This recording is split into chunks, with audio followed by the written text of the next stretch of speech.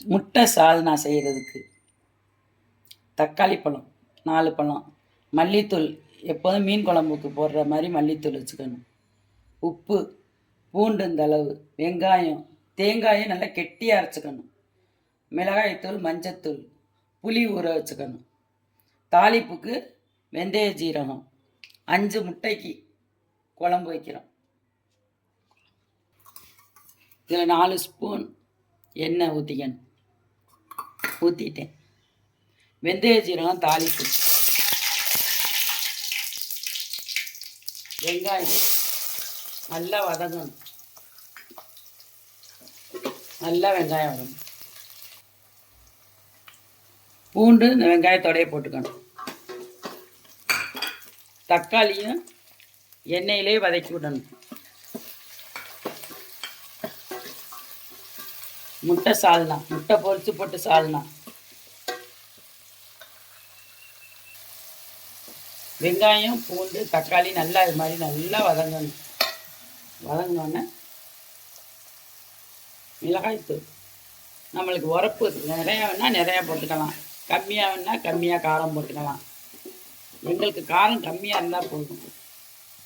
அந்த மல்லிப்பொடி, புளி கரைச்சி, மஞ்சத்தூள் எல்லாம் இது மாதிரி கூட்டிக்கணும்.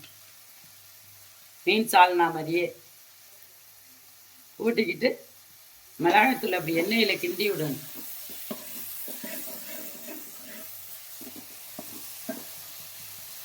இதில் ஊற்றிடணும்.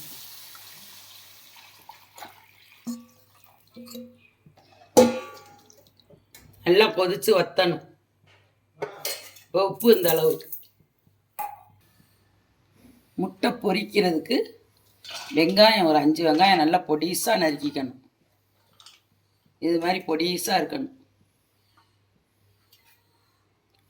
மிளகு ஜீரகத்தூள் ஒரு 1/2 ஸ்பூன் போட்டால் போதும். மிளகாய்த்தூள் கொஞ்சோண்டு, உப்பு தேவையான அளவு இதில். ஏன்னா சால்னாலையும் உப்பு இருக்குது, அதனால் கொஞ்சமாக போட்டுக்கணும். இது அரைச்சதில் பொட்டுக்கடலை, இதில் 1 ஸ்பூன் பொட்டுக்கடலை, 1 ஸ்பூன் கசகசா, தேங்காய் இதில் 1 ஸ்பூன் தேங்காய், சின்னோண்டு துண்டு பட்டை, இதில் 1 ஸ்பூன் பூண்டு போட்டு இது மாதிரி கெட்டியாக அரைச்சி வச்சுக்கணும். இதையும் இந்த வெங்காயத்திலே போட்டுடணும்.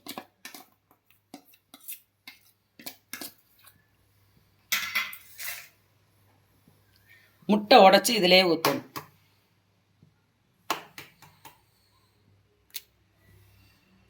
வெங்காயத்திலே முட்டையை உடச்சி ஊற்றணும்.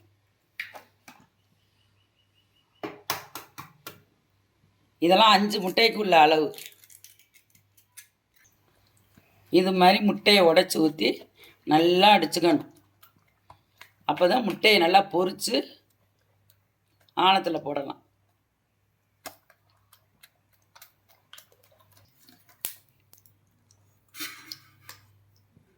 காய வச்சு நல்லா 2 ஸ்பூன் எண்ணெயை ஊற்றிக்கணும் முட்டை பொரிக்கிறதுக்கு.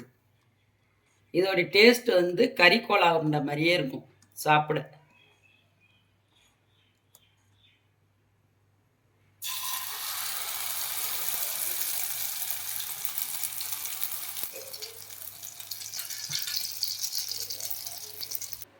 இது மாதிரி முட்டையை பொரித்து நடுவில் நறுக்கிக்கணும்.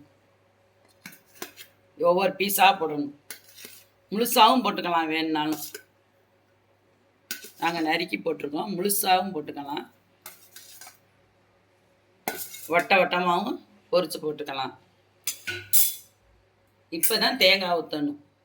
சால்னா நல்லா இது மாதிரி வத்தி இருக்கணும். இது மாதிரி வத்த ஒட்டி தான் முட்டை போட்டு தேங்காய் தண்ணி ஊற்றி கலக்கிறாதீங்க, கெட்டியாக ஊற்றணும்.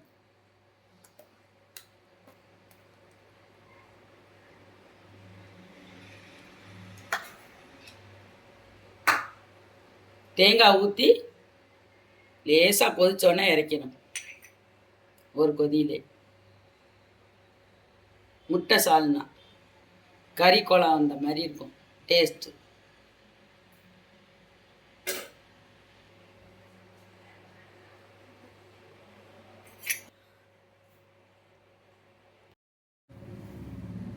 முட்டை பொரிச்சு போட்டால் புளி சால்னா இது மாதிரி தான் இருக்கும். இந்த வீடியோ பிடிச்சிருந்துச்சுன்னா லைக் பண்ணுங்கள், ஷேர் பண்ணுங்கள், சப்ஸ்கிரைப் பண்ணுங்கள்.